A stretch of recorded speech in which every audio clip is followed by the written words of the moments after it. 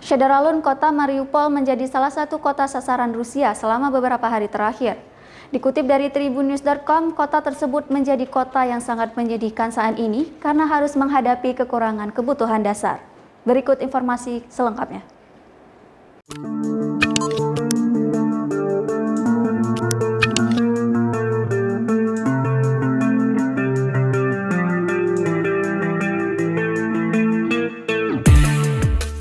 Syederalun, kota Mariupol menjadi salah satu kota yang dikepung dan menjadi target serangan Rusia selama beberapa hari terakhir.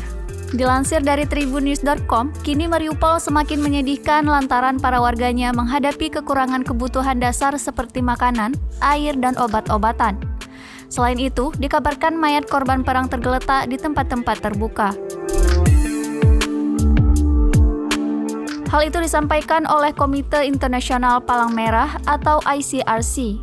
ICRC juga memperingatkan kota Mariupol yang terkepung pasukan Rusia akan menghadapi skenario terburuk jika tak segera ada perjanjian kemanusiaan. Pihaknya kemudian meminta semua pihak untuk menyetujui syarat gencatan senjata serta menyediakan rute evakuasi yang aman. ICRC juga menawarkan untuk bertindak sebagai perantara netral dalam negosiasi yang dilakukan oleh Rusia dan Ukraina.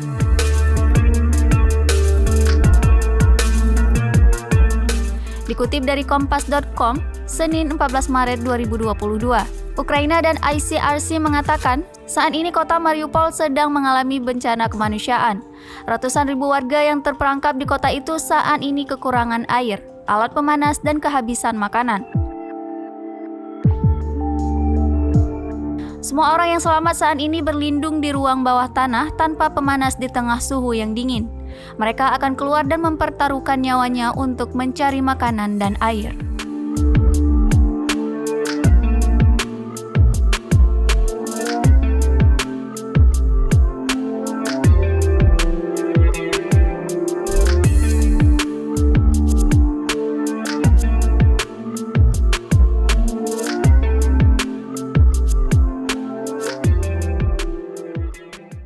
Demikian informasi kali ini Syederalun mengenai konflik Rusia dan Ukraina. Tetap saksikan terus informasi lainnya di kanal YouTube Serambi On TV.